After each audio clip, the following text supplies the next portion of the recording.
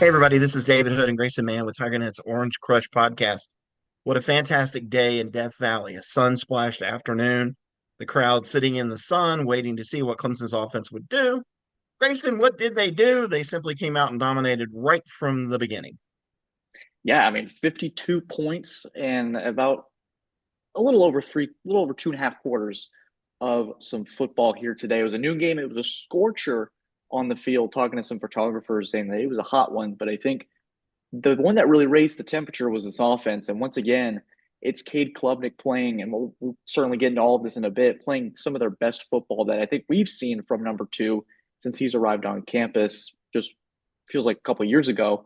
But David, this is a rivalry that has some recent history that had fans worried, and Clemson quickly quelled that, and it felt like the snap of a finger. Well, let's talk about that. NC State hasn't won in Death Valley since 2002. Now, they've won two out of the last three, but those were both in Raleigh. They took it on the chin here a couple of years ago, 30-20. And it's a great rivalry. And I was talking to a couple of the NC State writers who work for Pack Pride after the game, and I told them, I said, perhaps the biggest takeaway for me, you have all of this history. Clemson now has 61 wins against NC State, third most against any program. They've won 73 against South Carolina. They've won 71 against Wake Forest, now 61 against NC State. These teams won't play again for 3 years. 3 years we have to wait on the Textile Bowl. Who knows if Dave Dorn will be the head coach at NC State? Will Dabo Swinney be here? Will there be an ACC? Man, we don't know. A lot of questions. And so if this is the way the series ends or the way it ends for 3 years, what a way for the Tigers to go out. Yeah, and I think we were looking for what was going to be the happy medium for this offense. And I think we talked about it with Scott in our NC State preview is that it's not 3 points, it's not 66 points. And once again, it was another one of those where once Clemson's offense got in rhythm, it just couldn't. It felt like that, at least that first unit specifically, couldn't be stopped. And I think Sweeney said in his postgame presser, this first unit in the first halves for between App State and NC State, they've scored on 15 of their 16 drives. I mean, just unparalleled success from an offense that just struggled, it felt like, in 2023 to get anything going. They had three 40-point games last year. They've had two 40-point halves. It certainly is something's flipped a switch, David. And I wrote 15 big plays today, or excuse me, 14 big plays. If you look at a big play as a 15 plus yard pass play and a 10 plus yard run, Clemson with 14 of those today, six of those for 158 yards through the air, eight runs of 10 yards or more for 200 yards on the ground. That's pretty good. I get to go to college football fans. Everybody takes a look at App State. App State rebounded from the loss to Clemson by going on the road into Greenville, North Carolina, beating East Carolina. Had to do it to come back. But then last night on Friday night up at the Rock and Boone, they get dropped as South Alabama scores 48 on them. So now Clemson fans who have a lot of scar tissue, let's face it, it's there, right? Or all of a sudden, oh my gosh, we're terrible because App State is terrible. We're going to go back out tomorrow. We're going to score 5 points. We're only going to do this. Uh-uh. They brought it right out of the gate. I think what has really stuck out to me, David, especially with this Clemson offense early, is that they did it against App State and they did it today against NC State, is that it's the small rhythm plays for Klubnik early, whether it's the quick outs to Antonio, the inside hitch to Brinkstool. We've seen thousands of times where they just tell nine to go find the zone and just stick there. And Klubnik finds them 10 times out of 10.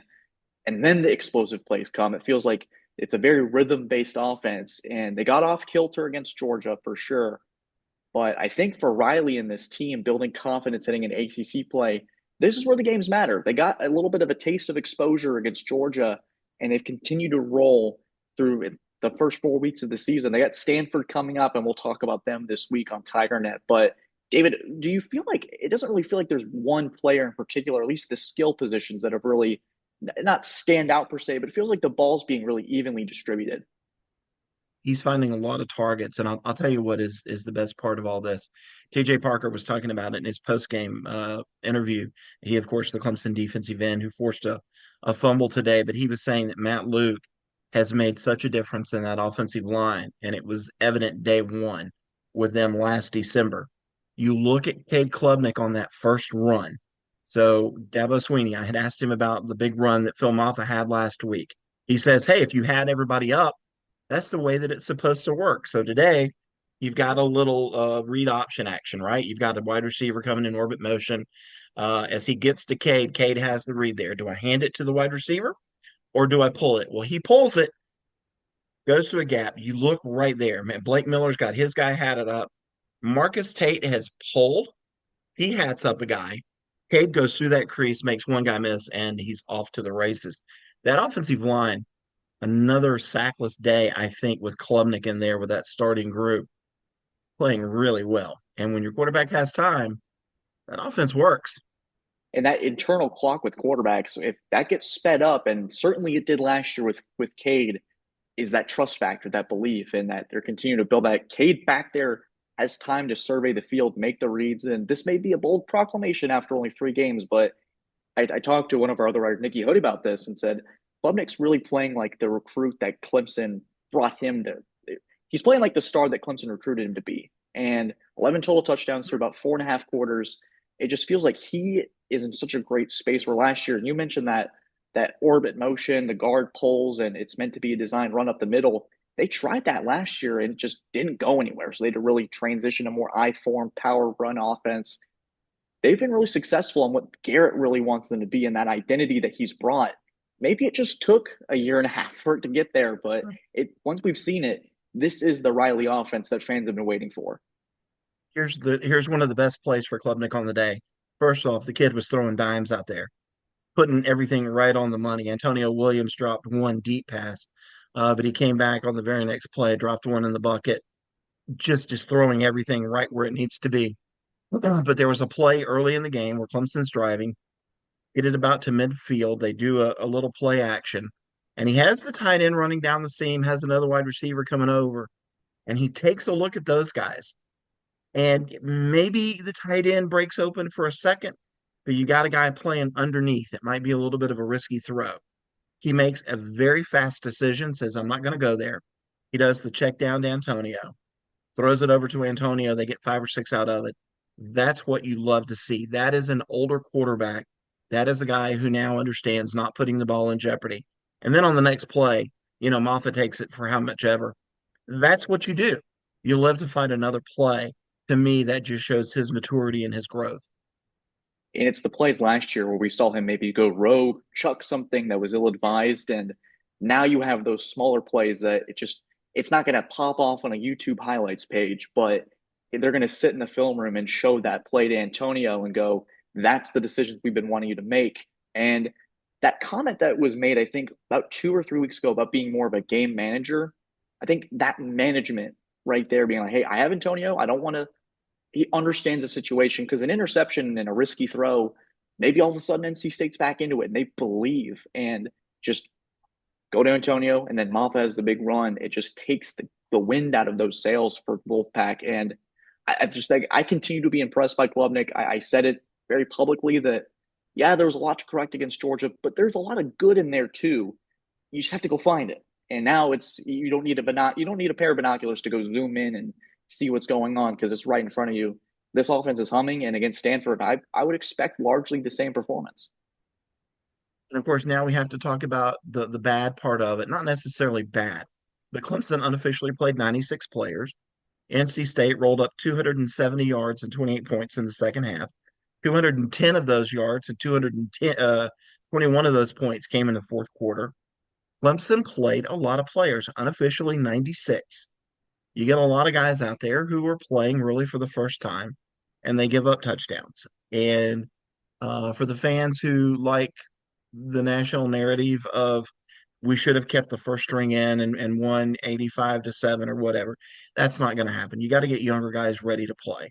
That's been Dabo Swinney's MO. When they were winning national championships, that's what they did. They put younger guys in and got them ready to play. And then if you needed them later in the year, that's what they did. So you got a teaching moment. But I love Nick Eason. Love Nick Eason. Wes Goodwin, the defensive coordinator, brought the guys over in a huddle, and Nick barges in like he is ready to rip somebody's throat out. And he lets those guys hold it for probably 3 to 5 minutes. I mean, he is angry. He's about to throw his headset at somebody. He takes his hat off. He stomps his foot. He's mad. And Wes just stands there just out of his way, just watching him. And of course, the message is I don't have to be down there. I know what the message is. You have to play to a standard, no matter who you're playing, what the score is. And he expects those young guys to play better. The good news is Clemson got a lot of guys playing time today, including a lot from Sammy Brown. Ashton Hampton got in, uh, AJ Hoffler, Jaheim Lawson. Those guys played a lot. DeMonte Capehart went out.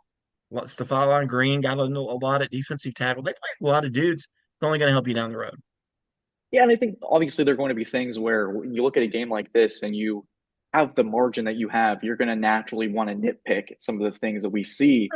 But I think for the Clemson defense, like you mentioned, the tackling in the second half was probably not to the standard. And we know how long these ABC timeouts are. I think Eason went from start to finish in the commercial break. He was just going after it. The hat was taken off. That's when you know somebody's angry. The hat comes off. David, Yeah, those it's ABC breaks are like 16 to 18 minutes apiece. it's a Yeah, whole monologue. I started an entire new family during one of the breaks. Went out, met a woman, got married to another second wife, had an entire family during a break. It's ridiculous. But I think, we can kind of cap this off, man. Great day for the offense. Defense, first team, pretty good. NC State, not very good. They have a lot of questions that they have to answer now after giving up 51 to Tennessee 2 weeks ago. And how about this? Let's talk about this for a second. NC State has NIU next week. This is the NIU Ooh, team that went on the road and beat Notre Dame. They're beating Buffalo right now. Who's going to be favored when that line comes out if NIU wins? if I had to guess right now, we don't have like a third producer in our little set here to give out a potential FanDuel odd, but I'd probably go NC State maybe minus 2.5, 1.5. Something like, yeah. It's going to be like a pick'em game for sure. And then Clemson, I watched Stanford last night. Stanford, that offense is not explosive. They kind of have one receiver. Their quarterback, Daniel's pretty good kid. I like him a lot, but they struggle at times. Defense struggles sometimes in the passing game.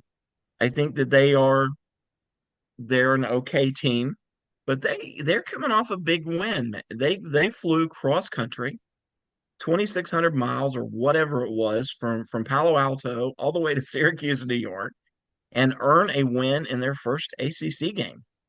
And that's huge. Right. And they'd have to do it again with the cross country trip. Excuse the doors being shut and closed. It's still busy around here and on deck in the stadium. But looking at Stanford, it's a team that one of the new members of the ACC, we're going to have to factor in cross country travel. It's going to really it slogs on you. And I think for Stanford, how do you manage that? How do you go into this game with nothing to lose against a Clemson team that is playing at an all-time high? What I'm interested to see, and the mentality from Clemson so far has been fantastic on a just we got to ride it game to game, no matter the result. Now you come in and you're 2 games into it, it could be really easy to start believing your own hype. And so I think for Swinney and this coaching staff, the task this week against the Stanford team that when you look at Stanford in the ACC, it feels like a good joke. And we've talked about Cal Twitter being funny, and we could do a whole podcast about Cal Twitter. I mean, what Love a Cal what. Twitter. But I think the task for Swinney this week is going to be honing in this team like he has in the Right. first 4 weeks, saying, "Hey, let's not believe our own hype and just continue to do what's worked." And so I think for Clemson, moving to 2-0 in ACC play after a disastrous start in really late August, I think Clemson fans right now are sitting pretty confident with the way things are going. And the best news is it'll be another night game in the Valley, not quite as hot as today. Can't wait. Supposed to be some cooler temperatures. Welcome the Palo Alto guys in, and then it goes. Then we go on the road for 2 weeks at Florida State and at Wake Forest. Here we go. I like it. We're in the meat of ACC play. I love it.